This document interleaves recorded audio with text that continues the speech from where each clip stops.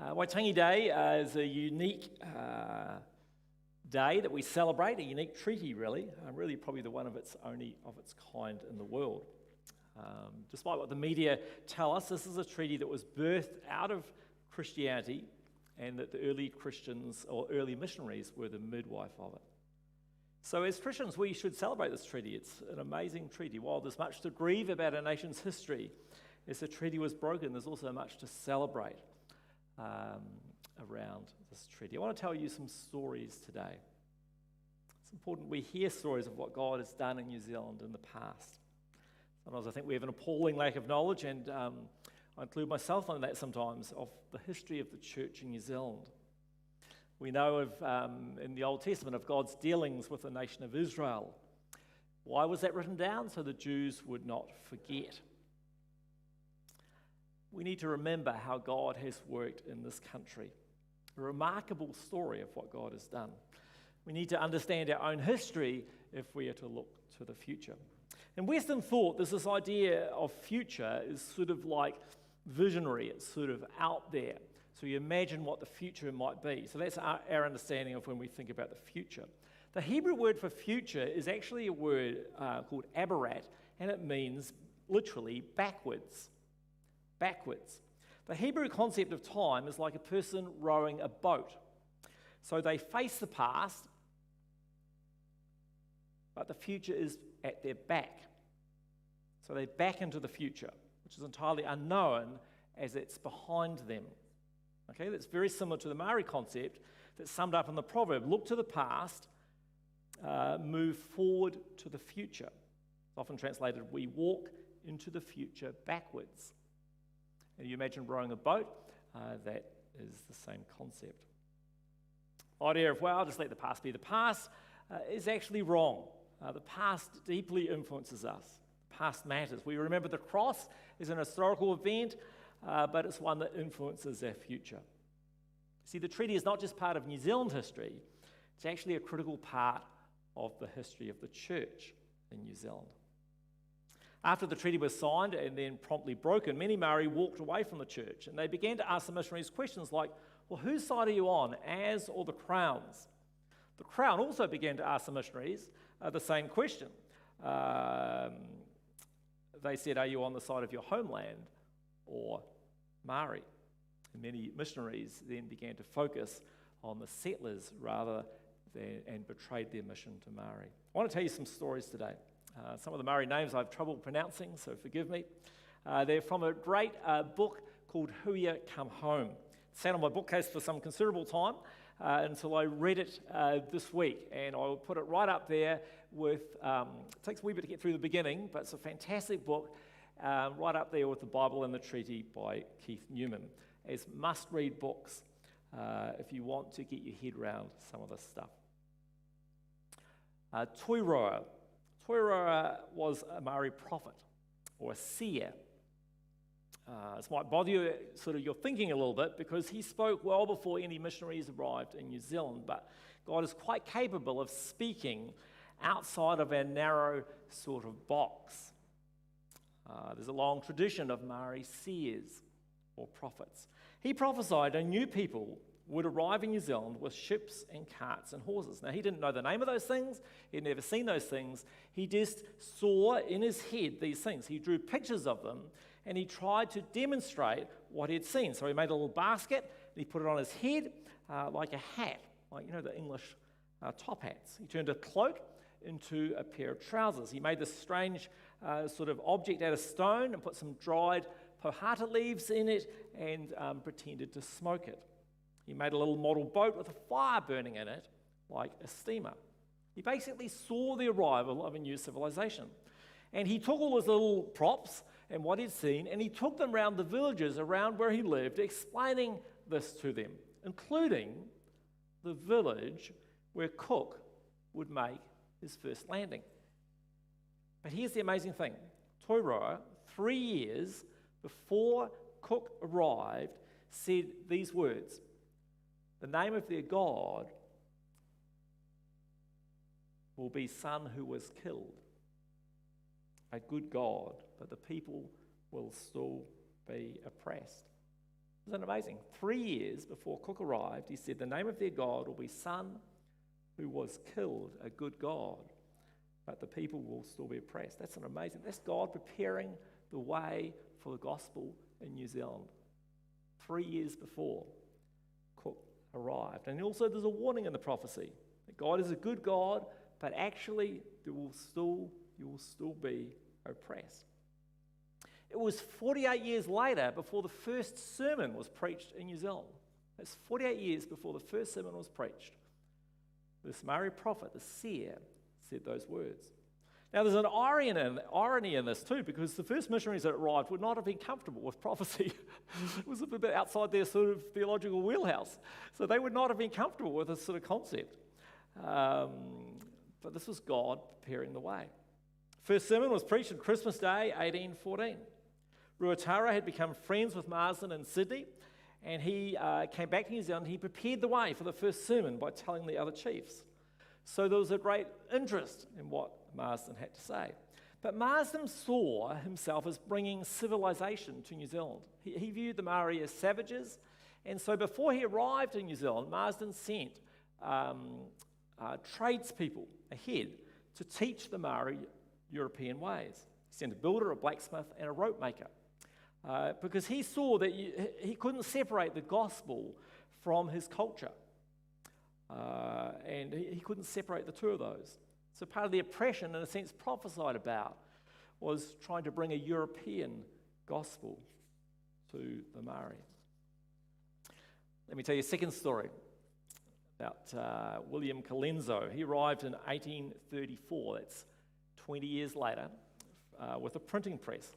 Took him and William Williams, I don't know what his mother was thinking when he named him William Williams, but never mind. William Williams is the brother of Henry Williams.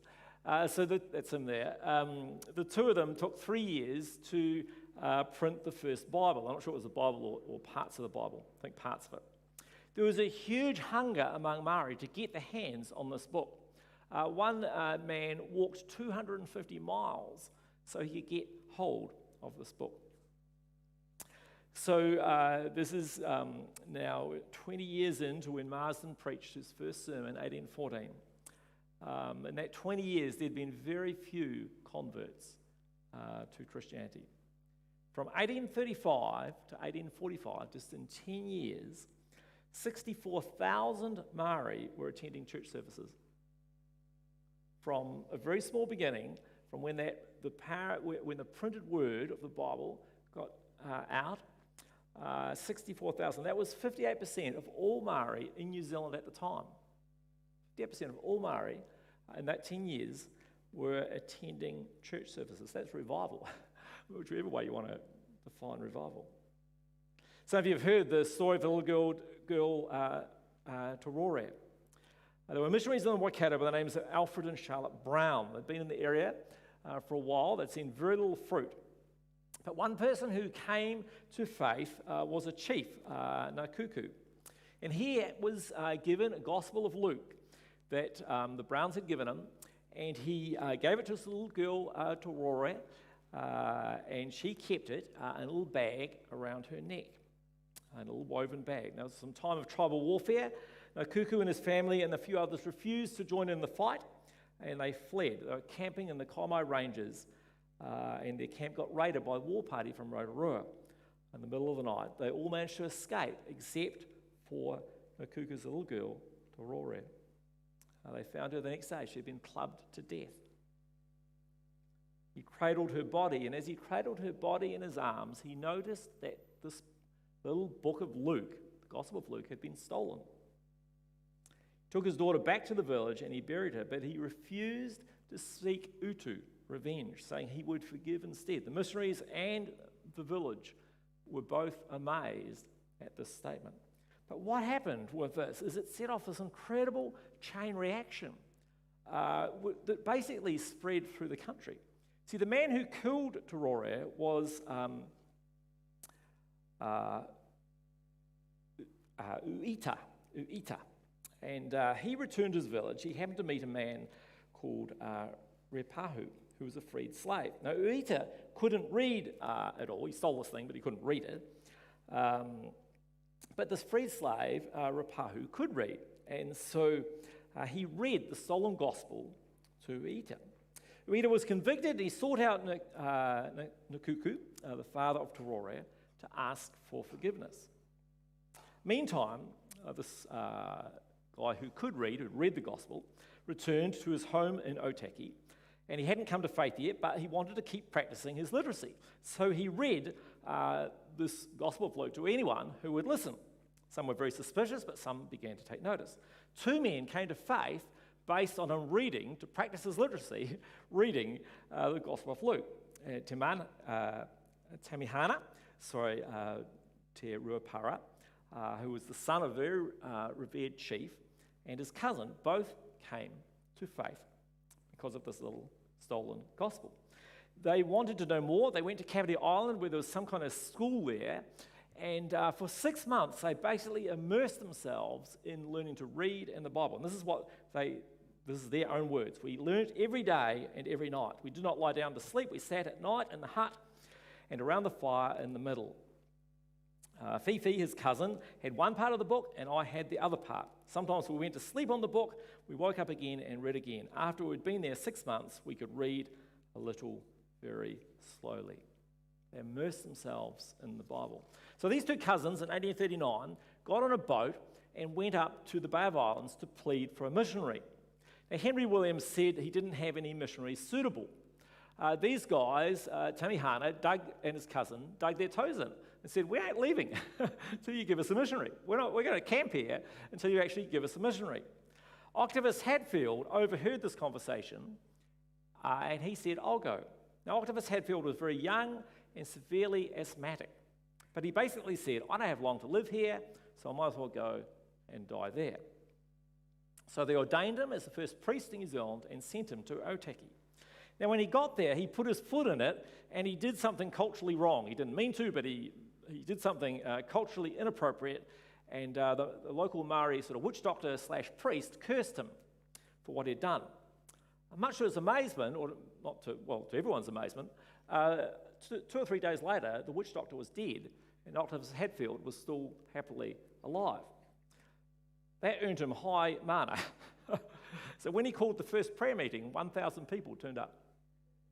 1,000 people turned up to the first prayer meeting. In 1842, Tamihana and his cousin, these guys that got this missionary, they went to the South Island where his dad had basically slaughtered thousands of people. His father was disgusted at him go, but he basically went there preaching a message of peace and forgiveness around the South Island. That's the power of the gospel. One little Gospel of Luke.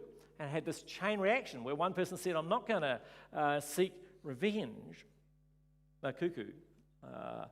And his acting in grace, where his little 8-year-old girl had been clubbed to death. He said, no, I'm not going to seek revenge. It set off this chain reaction around the country. That's the power of the gospel. Let me introduce you to another hero of the faith that most of us had never heard of.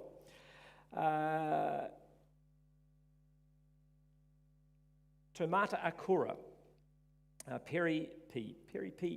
Tomata Akura. He lived on the east coast of New Zealand. Now he was captured by Napuhi in the musket raids of the 1820s and taken to Northland. He was mistreated, severely mistreated there because he was lower caste, a member, and so he sought refuge at the mission statement of Henry Williams. When he was at the mission statement, he was amazed to see his language being in written sort of form. He'd never seen that before, and so it motivated him to learn to read and write. And the story of Christ radically changed him. Now, it just happened, and I say just happened in inverted commas, in 1833 there was a big storm, blew the ship from his hometown, which was miles and miles away, into Ngāpuhi territory, Northland. And it just happened that the boat ended up near the mission station. And Ngāpuhi captured all the leaders on board, and they planned to make them slaves as well. Now, Henry Williams, I don't know how Henry Williams did this, but Henry Williams managed to persuade Ngāpuhi not to make these guys slaves, and instead he would teach them to read and write. It's a bit of a strange deal, but anyway, he managed to pull that off. And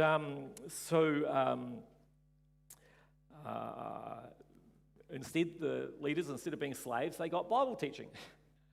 Now, the gospel was beginning to influence Ngāpuhi as well, and so 8 months later, Ngāpuhi decided they would let go all these leaders, and they would let go this guy, Taumata Akura. They would let them all go. So they all caught a boat and went back to the east coast. Now, obviously, when they arrived, people were amazed to see them because they'd been away for 8 months. People thought they were dead or, whatever, and they were particularly amazed to see Taumata Akura because he had been away for 10 years by this stage. So, huge, big celebration. And they all arrived back. What was the first thing that Taumata Akura did? The very first night he was back, he organised a prayer meeting. And he sent word around all the villages that the next day there would be a meeting and he would tell his story. So New Year's Day, 1834, Taumata Akura preached the first sermon on the East Coast and he shared the gospel. From memory, he taught what he knew and he taught the people to read and write, and he used bark. He didn't have any paper, so he used bark and he used some dye made from some leaves and a sharp stick. And he taught them to read and write. He also taught them the value of a Sabbath. So he introduced this concept of a Sabbath day to them.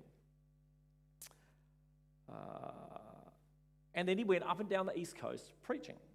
Now his mana was considerably increased when one day he went into battle.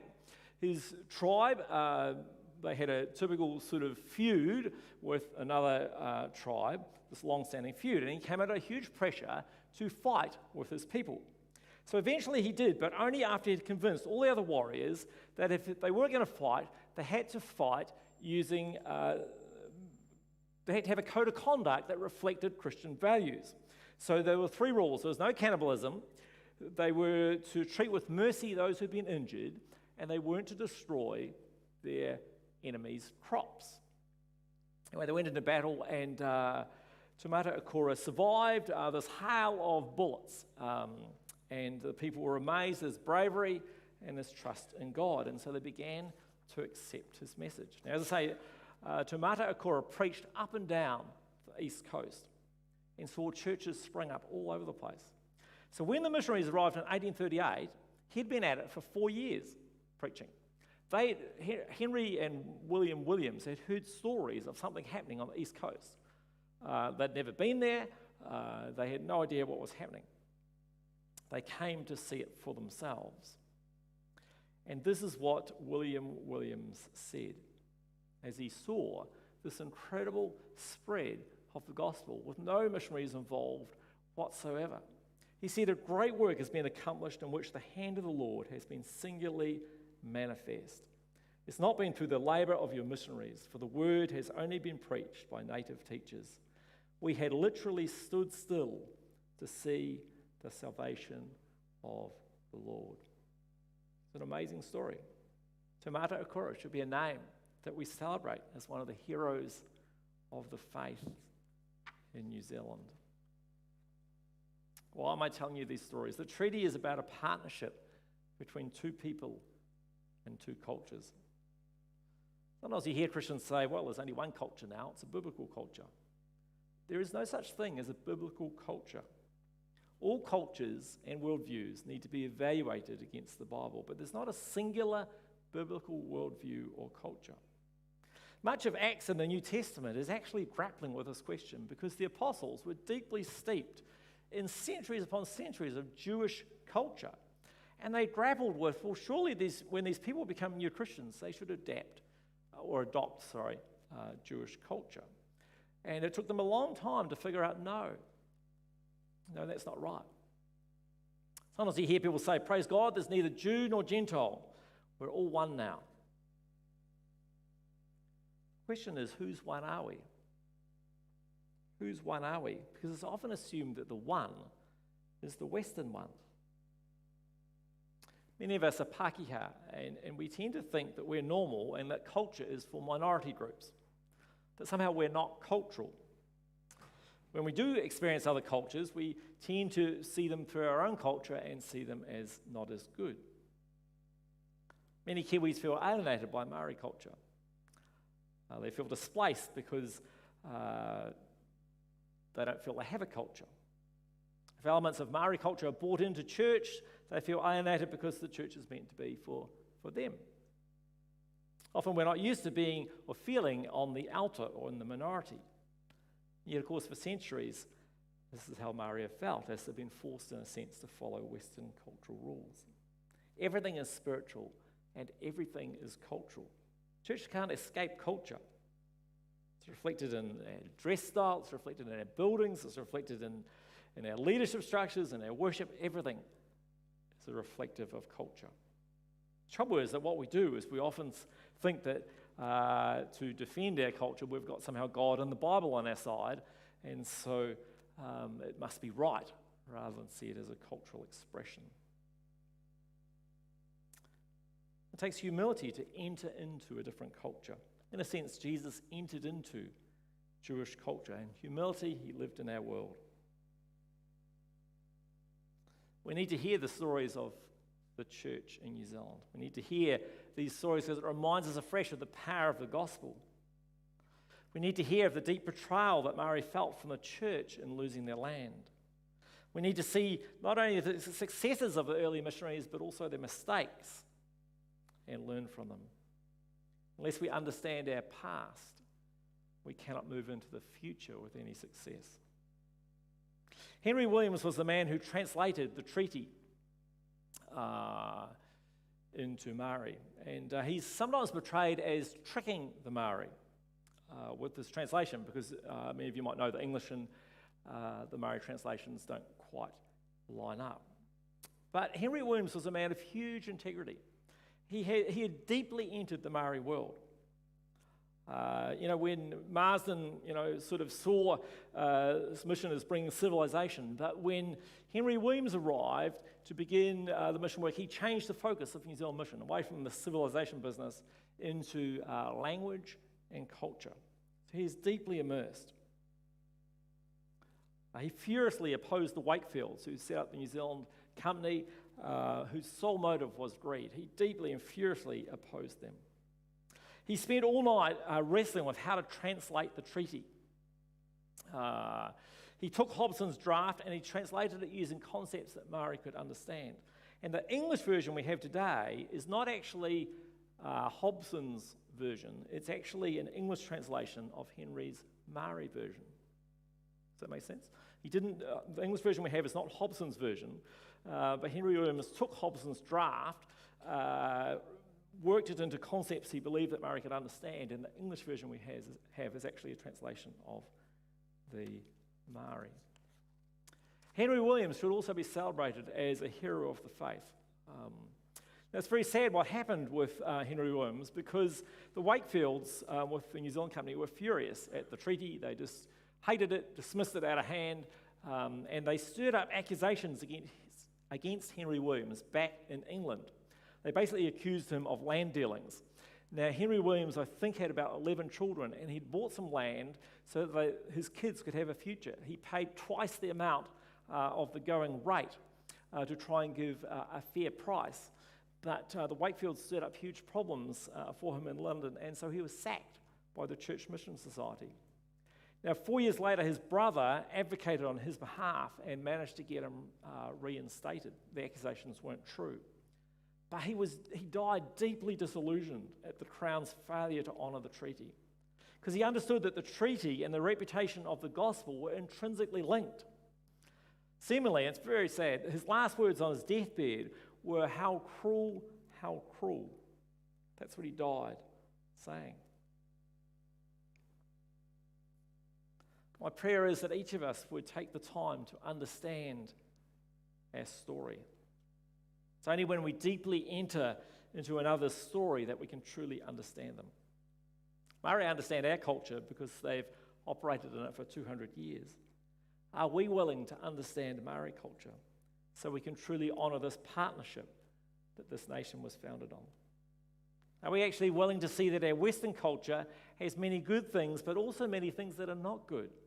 They've actually brought a huge amount of harm to people and land and even our churches. Are we willing to learn from another culture? As Christians in New Zealand, we should be at the forefront of honouring the treaty. But that does mean we have to go on a journey, and it's a scary journey. It's a humbling journey It's a confusing journey at times because we have to confront our prejudices and our racism that we all have. Maybe the words that Paul spoke to the Philippians are very relevant. Don't be selfish, don't try and impress others. Be humble, thinking of others. Maybe thinking of other cultures even as better than your own. Don't look out for your own interests or your own culture, but take an interest in others too. You must have the same attitude that Jesus Christ did. Though he is God, he did not think of equality with God as something to cling to. Instead, he gave up his divine privileges. He gave up, in a sense, the culture of heaven. He took the humble position of a slave and was born as a human being into Jewish culture. When he appeared in human form, he humbled himself in obedience to God and died a criminal's death on a cross. Therefore, God elevated him to the place of highest honor and gave him the name above all names. The name of Jesus, every knee should bow in heaven and on earth and under the earth, and every tongue, every language, every culture will declare that Jesus Christ is Lord to the glory of God the Father. There are multiple cultures in the kingdom. People of every tribe and race. That's the picture we have in Revelation. Will make up the kingdom. It'll be a celebration of cultures under the lordship of Jesus Christ. May God give us that same humility to be willing to learn and to understand. Ask the team to come. We're going to distribute communion in a minute if the team would like to come forward. This bread represents the body of Christ, and as Paul said in Philippians, body that was broken for us. The drink represents this new covenant, and the Bible has a lot of covenants in it. There's a marriage covenant. There's the covenants that he had with God made with Israel. And then there's this new covenant. So when Henry Williams was translating the treaty, he modeled it on this concept of covenants because he understood that Murray had grasped the biblical concept of covenants. And so the treaty also was modeled on language of covenant, of partnership.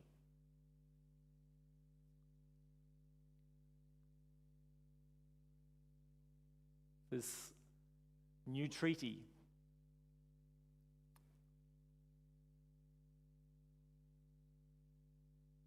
enables people of all cultures to come, to know freedom, to be freed from sin, to be who they are created to be. As Paul says in Philippians 2, this treaty has been formed because of the humility of Jesus Christ, who left heaven and humbled himself to die. There's a team hand, I'll just say you can hand around communion now. As the team hand round the bread and the drink, I want you to think about the treaties. I want you to think about this treaty that God has formed through this bread and this drink and give thanks for it. Think about where you're at in terms of your understanding of the treaty that New Zealand is based on, and where you are at on that journey of understanding and entering into another's world. If you're here and you've come from a different country, it's important for you to also understand the treaty, because actually the treaty gives you a place to be here. As all those who are not Māori, it gives us a place, a standing, that we're not here illegally, as it were, but that we're here because the treaty enables us, in a sense, invites us in. So reflect on that as well. Take the bread and the drink, and in your own time, take some time to reflect. What's God saying to you this morning? Take the time to listen to the whispers of His Spirit. and give thanks for what he's done.